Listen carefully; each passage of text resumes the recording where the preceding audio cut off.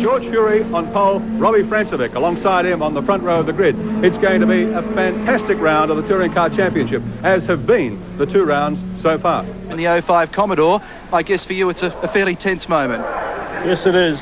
We're very happy with the way the car is going, though, and hopefully this track will be more suited to the V8s and to the turbos. You have qualified to the 10th with your teammate John Harvey. Now, what are the team orders? There are no team orders now. Just go for it. Absolutely. Last year we saw you on many occasions driving with Kent Bagent in the BMW. How have you adjusted to the Holden? There's certainly a different motor car, a lot heavier, but a very nice car. Wish you the very best of luck, and I'm sure many of our Kiwi friends do as well. Thanks, Neil. Thank you, Neil. Also from New Zealand, and right across the other side of the grid, if we can get over there, is the man who stunned the motorcycle public a couple of years ago by finishing second in the World 500cc Road Racing Championships. He's now added 2 wheels to the act. New Zealander Graham Crosby, car number 2, this time in the Cis time entry. You did some amazing things for us down at Symmons Plains and gave Dick Johnson some curry. Can we expect that again? Well, hopefully I'll go a little bit better than Symmons and try and go for at least a third with these hairdryer things in front. I think, first or second might be a little bit difficult. You told me, I think on Saturday, that you had rather a strange sort of a problem with your car after Symmons Plains. You found something just a bit unusual. Would you like to tell us all? Yeah, I'll tell you what, that's lucky for you. I found a crack in one of the conrods about 1.5 inches long.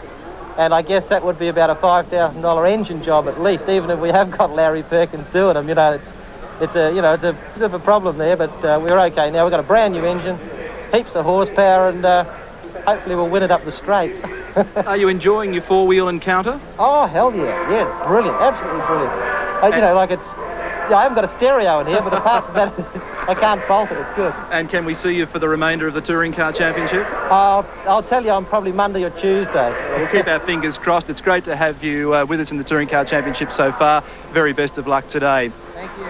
We can't let this field go without talking to Queensland's favourite, Dick Johnson. And Dick, back on the 3rd row of the grid, but yesterday in the discretionary practice you told me you got down to a 52-second lap. Now, if you can do that sort of thing in the race, we might see number 17 up there again. Well, actually, I think if the tyres hang in, I'm sure the car will. So we'll try and keep ourselves together and keep complacent enough to be able to stay with the leaders. I think the turbo cars will buzz off for a while. And hopefully all the tyre situation will bring everyone back to tours. But, our car's not as quick in a straight line as some of these, but that's something we've got to put up with for the rest of the year. But the thing about your car, Dick, is the fact that it stops and handles so well. And this circuit now, with the extra length in the circuit by about, 0.7 of a kilometre, is very twisty and very hard on a car. And your thing is so nimble, I would suggest that you've got a reasonable show. Yeah, as long as, not too many of the Commodores behind us get to me before the first corner or up the back straight the first time, we should be able to stay in touch. But, that's the big risk you run because it's very difficult to pass people. Something that a lot of people certainly ask me, and I'll ask you the question, how do you cope with the race cam in the car? Well, it's not really a problem. I've been doing it for quite some time now, and I think you just put a load of rubbish in your head and... like we do. Before the start of an event, it all sort of dribbles out as you're driving around. Yeah? Well, we certainly enjoy it. We hope you do very well this afternoon. Thanks, Dick Johnson. So the field now just about ready to get underway. I think they're still clearing a few of the problems up there, but I'll take you back now to Mike Raymond. Thank you, Neil Crompton. And a good-looking field we have indeed for the 3rd round of the Australian Touring Car Championship. The Castrol Challenge will give you the grid, and we'll study the field when we return from Sandown. The starting grid. Pole position for today's race goes to George Fury in car number 30. Alongside him on the front row in the Volvo, Robbie Francevic, car number 10. Second row, the 2 Mobile Dealer Team Commodores, car 3, Johnny Harvey. Alongside him in 05 is Neil Lowe, stepping in for the boss, who's overseas campaigning in Europe, Peter Brock. Third row of the grid, car 2, Graham Crosby in another Commodore. Alongside him in 17, Dick Johnson in the familiar green Ford Mustang. Fourth row of the grid, the defending Touring Car Champion, car number 1, Jim Richards in the BMW. Then car 4, Peter McLeod, who's qualified his new Commodore very well indeed. Fifth row of the grid is Fury's teammate in the second of the Nissan Turbo Skylines, car 15, Glenn Seaton. Alongside him, car 25, the second of the BMWs. This is the 325, driven by Tony Longhurst. And on the sixth row of the grid, Gary Rogers, car 34 in a BMW, the Bob Jane T-Mart's entry. And also car 75, Colin Bond in the Ignis Alfa Romeo GTV6. They're the top 12 qualifiers in completing the field. We've got car 77, Peter Williamson in a Toyota Supra. Also car 24, Gerald Kay, a Commodore.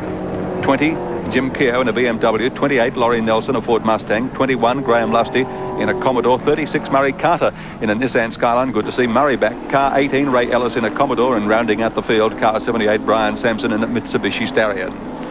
And here is the man who today will be going for his hat trick.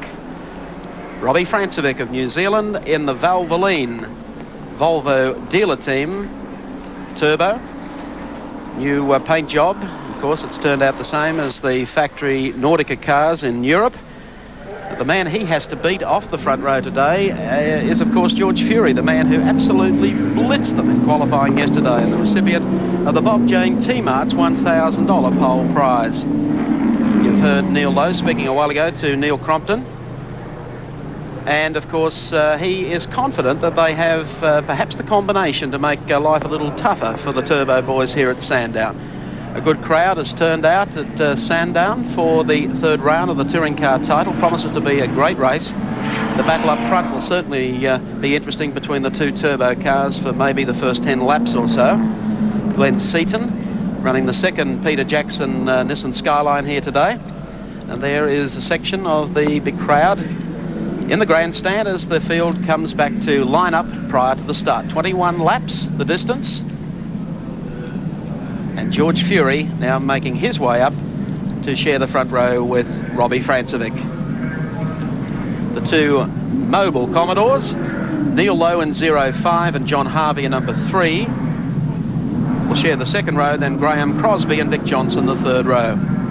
Peter McLeod is here. Actually, white Commodores seem to be in vogue at the moment following Alan Grice's charge after the European touring car title. Graham Crosby and Peter McLeod both turning up today in basically plain white Commodores. Well turned out though, just the same. Jim Richards, the Australian touring car champion from 1985, feeling the pinch just a little bit at the moment against the cars. 30 seconds away from the start. And the field is set.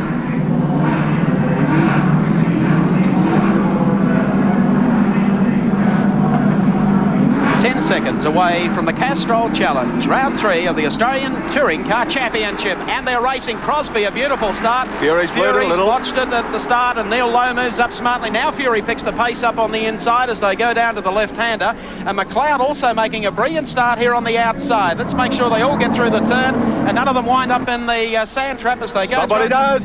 Spin out. 2, 3, 4, 5, 6, a half dozen cars more. One of the dealer team cars. There's one of the Nissan Skylines. I think Graham Crosby was involved in that as well. And I think Crosby at present is stone motherless last. There's George Fury, car number 15. No, that's the Glenn Seaton car. Glenn Seaton car going up the back straight though. And here they come. Francevic in front. Harvey. And the crowd erupting here on the grandstand. Neil Lowe. A Commodore come up on the outside to try and muscle Robbie Francevic for the lead. So and Neil he will Lowe, take then it. Francevic, then George Fury in third position. I saw Colin Bond in strife down there as well. We wonder where he is. Francevic comes back in car number 10. Well, what a carve up in the opening lap. And here's Fury going down the inside of the dealer team car as they come out of the turn, and he's got the Commodore very much sideways. Francevic is your race leader in car number 10. He's just biffed into the side of Neil Lowe's car. I think he may have pushed the guard onto the right rear tyre. Just checking some of the survivors just in behind the leading division. McLeod is there. Gary Rogers is there. Peter Williamson is there. Colin Bond, yeah, he's there as well. Peter McLeod fourth in car number 4. We saw a glimpse of him there in the background in the plain white car. As they come down for the completion of their first lap, you'll hear the crowd erupt at Sandown. Robbie Francevic, car number 10, leads from Neil Lowe in 05. Still with some problems there with that car. George Fury in the Nissan Skyline is the next one to come through, and then Peter McLeod. Wait for the reaction as the Commodore comes up to challenge for the completion of the first lap here at Sandown. And the Super Kiwi, Robbie Francevic, and the Valvoline Turbo Volvo, he leads it. Standing lap time 2 minutes .34, and Neil Lowe's right-hand rear tyre continues to smoke with that guard pushed down on it. Jim Richards is a long way back in the field, probably in around about 20th position. They come through Castrol and make their way up towards the Motorcraft Hill again. And as Neil has mentioned, with Lowe's car, we're going to take the start for you off race cam inside Dick Johnson's car. Look for the jostling. Dick, one of the casualties in this. Dick's got the sideways treatment there. There goes Fury. Seaton. And Williamson survived. Rogers survived. There goes Colin Bond. He's okay. So's Jim Keogh. I can't see Johnny Harvey. Look how far back Jim Richards is. And Dick Johnson pulls out of the race. That's what triggered off the happening in the first lap. John Harvey back on the racetrack, but he's been via the pits. Meanwhile, Robbie Francevic, there's Graham Crosby's car. They're working on that to try and pull the guard back off the tyre. So drama in the first corner of this round 3. We have quite a race going because Neil Lowe is right behind Francevic and George Fury sitting there ready to pounce as well. Graham Crosby sponsored by Systime, which is a software pack for parts dealers. They should be able to get him out there again pretty quick. I think he'd hope so. Look at Neil Lowe here having a go at the back of Robbie Francevic. Two of them have been opponents for a long time in New Zealand touring car racing, and of course George Fury in third position in this extremely powerful Nissan, although I suspect the boost just down a bit on this car. And there's McLeod in fourth place at the moment in car number 4, and then I think it might be Peter Williamson. Here's a replay of the incident again at turn 1, lap 1. And you can't quite see what's happened there because we're looking at the rear of the field, but you can see the aftermath. Seaton gone to the right. Johnson in the middle. That was John Harvey who spun. Johnson in the middle. Jim Richards tangled up in there as well. Graham Crosby went into the back, I think, of John Harvey. And coming down into the top corner, and yes, it's Neil Lowe who's gone through to take over the lead from Robbie Francevic. Just back behind them, George Fury, of course, has been passed now by McLeod. Or is that Crosby, rather, who's made his way out of the pit area and caught up in between them? Yes, Crosby's gone back out, but is down at least 1 lap, possibly 2. But he now splits the Francevic Volvo and the Fury Nissan, and behind them is the McLeod Commodore. Just about time to pause for breath, I think. Goodness gracious me, what a hectic first few laps here in this round of the Touring Car Championship. 05 Neil Lowe is in front at this stage of the race, just ahead of Robbie Francevic in the Volvo car number 10, and third place at this stage being held down by car number 30, and of course that is George Fury. They're the top 3 after those very eventful opening laps in the third round of the Touring Car Championship here at Sandown this afternoon. Goodness me, who is going to survive to race end? Well, that bloke won't if he stays there. Well, 05, Peter Brock's in Europe. Neil Lowe is here, and he is leading round 3 of the Touring Car title. In the 2.5 litre car class, we have Colin Bond leading from Peter Williamson, and Bond has now gone past Gary Rogers in the 635 BMW, so that's a mighty drive from him in the 2.5 litre V6 Alpha. So nothing's working according to the script at the moment, and certainly not for poor old Jim Richards, the reigning champion. It's a brand new car this weekend. They're running the new package of components on that car, and we can see that in the background Jim Richards is falling away from the field with big problems with that car. But look at George Fury here working at the wheel of the turbo Nissan. Tell you what, after that last jump up on the curb, you couldn't really say the Nissan was brittle. It's taken a bit of throwing around by George as he tries to stay in touch with Robbie Francevic. To use one of yours, Mike, had he jumped any higher, the Nissan would have been missing. They come down the front straight. There's Fury. Closer this time to Robbie Francevic, but Neil Lowe holding a comfortable margin at this stage of the race. About 3 car lengths over Robbie Francevic, then 3 back to George Fury, then probably 150 metres back to Peter McLeod in the number 4 car.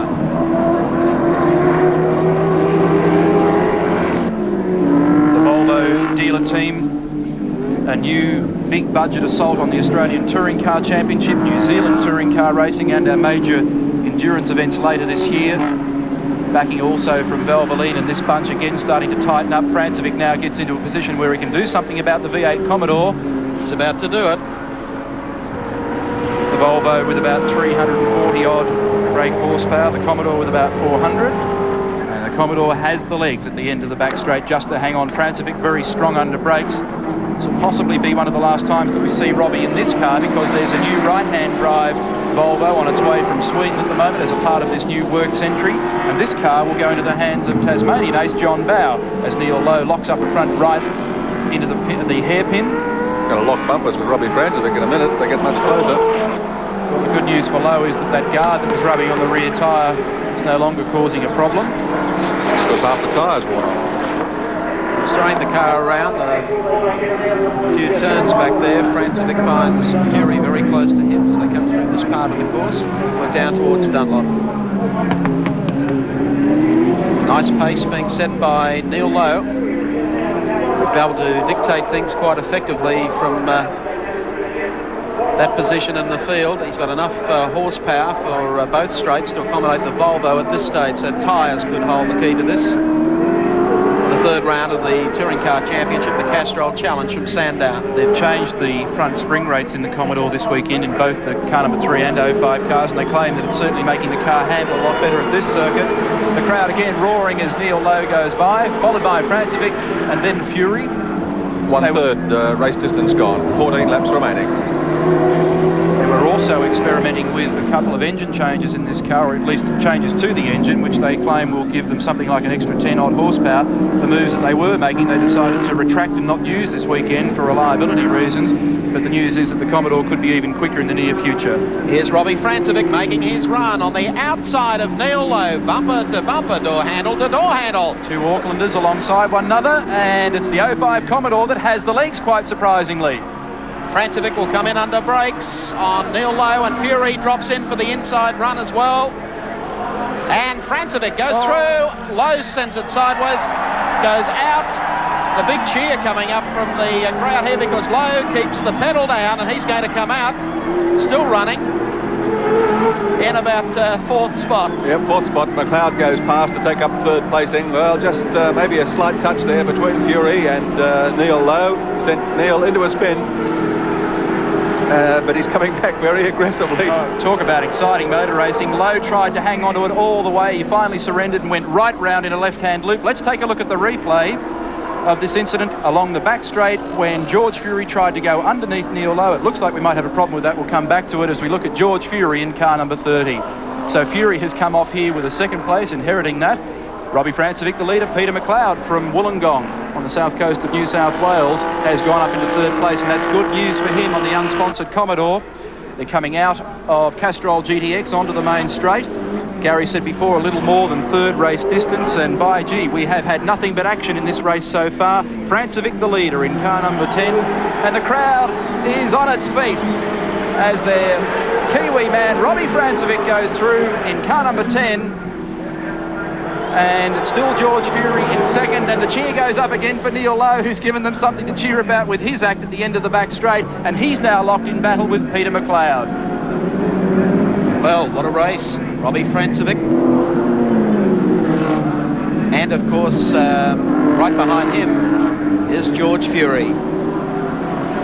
They head up the back straight here at Castrol. Let's have a look at what happened. Could have been a touch between those two cars, but Robbie Francevic goes through and he still continues to lead the Castrol Challenge. Second place is held by George Fury, and Neil Lowe, he's got it all to do.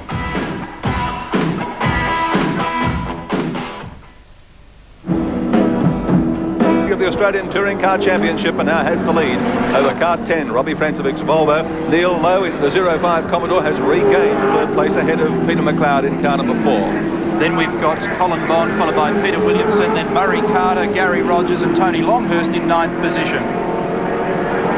Well, the little reformer George Fury, the man who has stolen 3 pole positions for 3 rounds of the Touring Car Championship, now takes over the lead. A simple move is going up the back straight. He's gone past Robbie Francevic.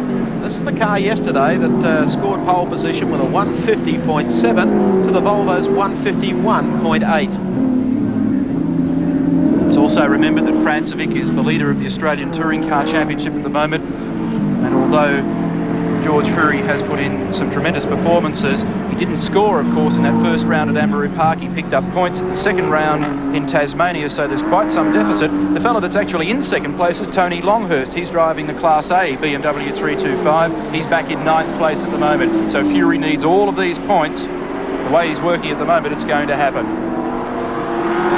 The leader, George Fury, opening up quite a break now. In fact, the top part of the field is becoming a little bit spread out in behind the leading division. We've got Colin Bond in the 2.5 litre Alpha, Peter Williamson in the car 77. There's Willow, the Toyota Supra. He'd be in 6th position on the racetrack at the present time, just behind Colin Bond and ahead of Murray Carter in his Everlast Nissan Skyline. He's circulating pretty comfortably, pretty steadily, although fairly well back in the field, but he did manage to miss that first lap mishap. Willow's had a lot of trouble with the Supra the last several minutes, just cannot get the car to run to his satisfaction, although in the final race from Amaru Park last weekend, he seemed to have it up and running somewhere near its best, and it's performing creditably here today, keeping in mind how it's overpowered by the front-running division, the turbocharged cars and the big V8s. 2.2 seconds separating Fury and Francevic as we look at Peter Williamson. A lot of potential, this car, and he's got a new electronic fuel injection system coming for the car, which will be ready, he tells me, for the 4th round of the Touring Car Championship at Adelaide International Raceway 2 weeks from today. He's also got a new radiator system to bring down the temperature. It runs too hot, the car, but it'll be good to see it back running somewhere near its top in Adelaide. Let's hope that's the case. 10.7 seconds between Robbie Francevic and Neil Lowe to give you some idea of how the top 3 are going. And here's Colin Bond. He is in 5th place outright. He is leading the 2.5 litre division in the Ignis Alpha. It's a new car, had problems with the vehicle at the first round at Amaru. They didn't go to the 2nd round at Symonds Plains, but she flew last weekend at Amaru Park, and he's doing a good job at the moment, although he's quite some way behind Peter McLeod in 4th place in car number 4. Love the way he's hanging those wheels out over the side. Yes, 75, that's a good showing. 5th spot for Colin Bond. The reason they're using number 75 is later in the year Alpha will be releasing a vehicle called an Alpha 75 for particularly the Australian market, and of course in racing for the James Hardy 1000 and other endurance events, and that's a car that Colin Bond hopes, and certainly Enrico Zannarini, the team manager of the Alpha outfit, will put them into outright contention. Certainly on paper its configuration looks extremely good. Half race distance, as we pointed out before. In fact, we've just gone a little bit further than that, and Colin Bond looking to put in his best result so far in this championship that has given him very little so far. It's interesting how a mishap like the first corner one that we experienced can of course throw out a race. Jim Richards has retired. Gary Rogers has stopped at the BMWs. Of course, that's been very favourable to the Bavarian 635s in the past, but they're both out of contention at this stage. Race still being led, of course, by George Fury, and we've been following Colin Bond, we mentioned, is running 5th on the road. Well, as you've mentioned in your coverage of the European Touring Car Championship, Mike, the BMWs are certainly on form in Europe, and it's been the reverse role. They had a bad year in Europe last year and a great year in Australia, and this year it seems to be the other way around. But Frank Gardner was saying yesterday that it was just hassles with the car, they should sort them out. But this little car this weekend doesn't appear to have any vices at all, and it's flying. 5th place on the racetrack, pursued by Peter Williamson, running 6th there, back midfield down the straight. The car behind that, the light blue car, the Everlast entry car 34, is the private entry of Murray Carter, Nissan Skyline. 7th position at the moment, and this car developed really from around about July or August last year. Murray was hoping to have the vehicle ready for the James Hardy 1000. That didn't happen, and he decided to wait until the full homologation package came through, and in conjunction with the Nissan Works team has been working on this vehicle, and it's come up very well. Backing from Everlast, and it seems to be running very strongly. They have had very few problems so far this weekend, and if he can pull off a 7th placing in his first outing, I'm sure he'll be very happy. Yeah, so he's got Jim Keogh and Tony Longhurst not all that far astern of him. They've got time left to make up the ground too, because there are 9.5 laps remaining in the race. Well, certainly with the number of vehicles that have dropped out of this event, it also stands to the reason that somebody like Graham Crosby or certainly John Harvey, although they won't pick up major points, but the scoring system that is used will pick up some points. And of course that's the important thing. You can get to the end of a 10-round championship like this and find you're 2 or 3 points shy of the mark, and the points are allocated right down to 20th position.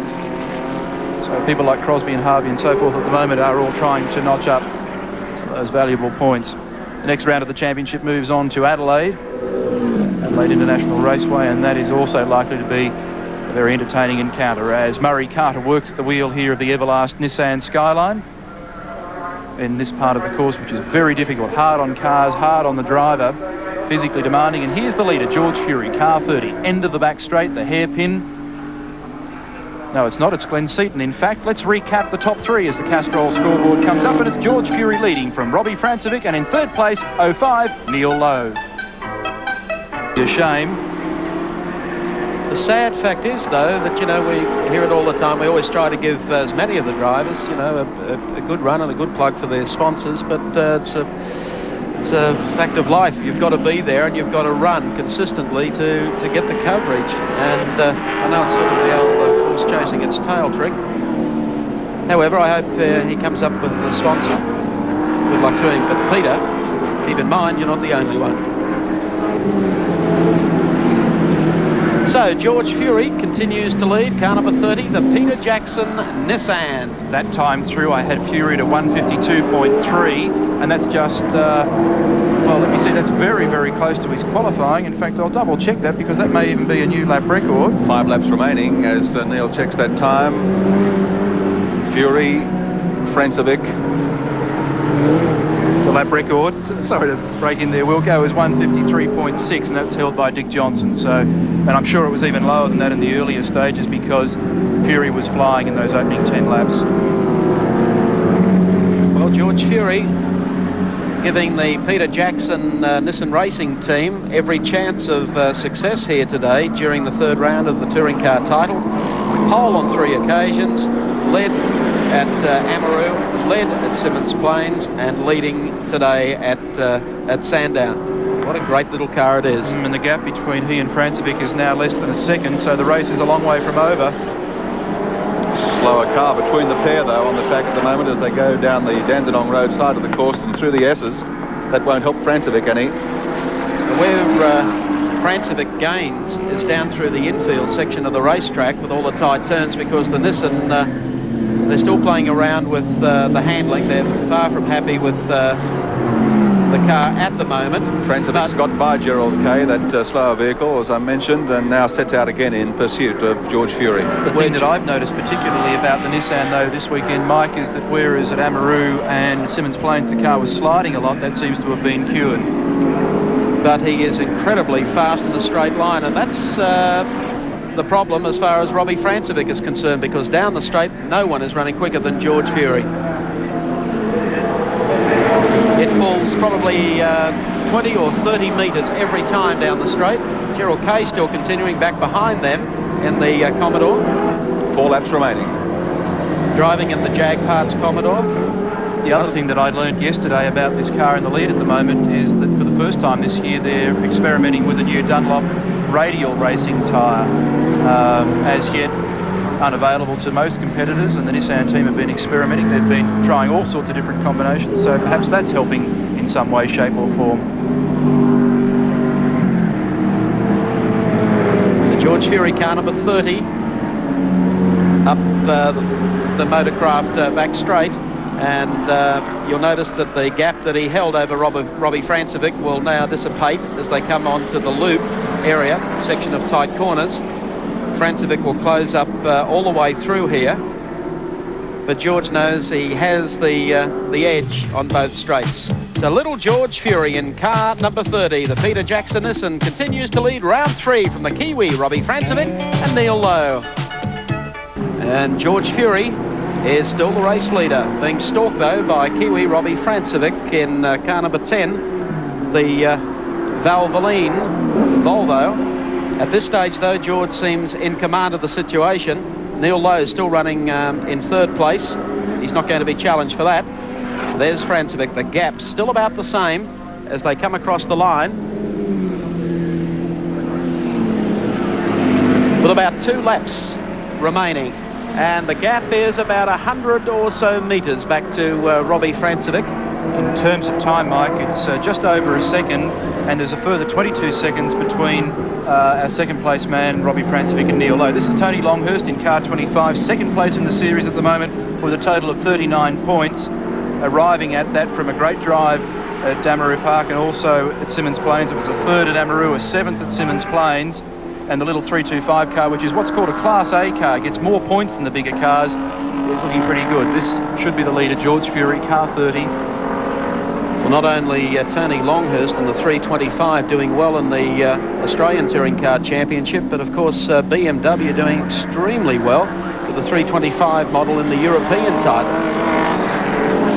Tony Voigt, of course, placed in fourth at the opening round at Monza and came back for a sixth outright at the second round at Donington in England last weekend. So the 325s, and nobody turns out a BMW better, I believe, better presented car probably in the world than Frank Gardner. And I take into consideration even the Schnitzer team in Europe. Oops, George getting a little sideways, feeling the pressure just a little bit. He's throwing it around now.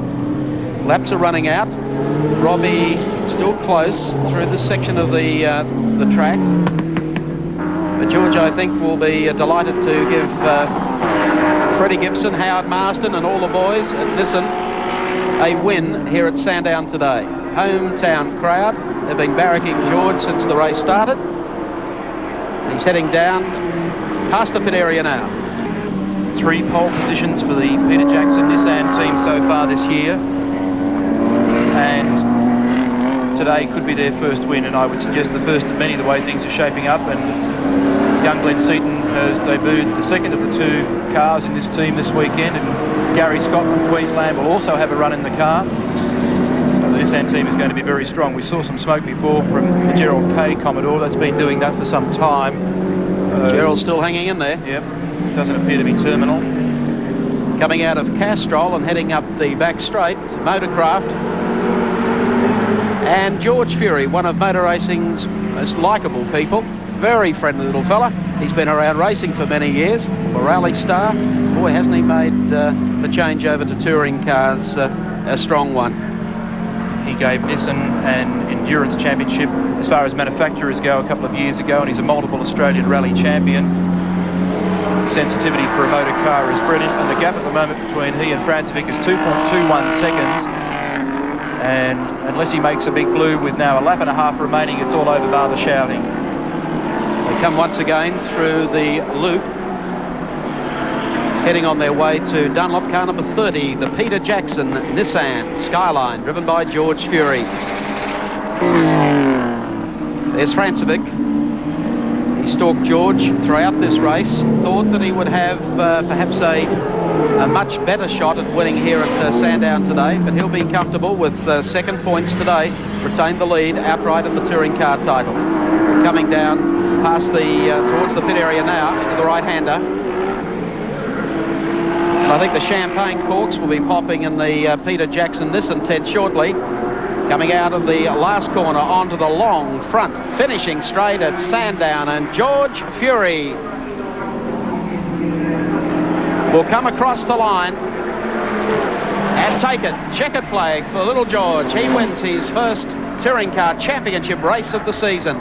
Second spot will go to Robbie Francevic, and third place will go to Neil Lowe in the Holden Commodore for the mobile team, car number 05.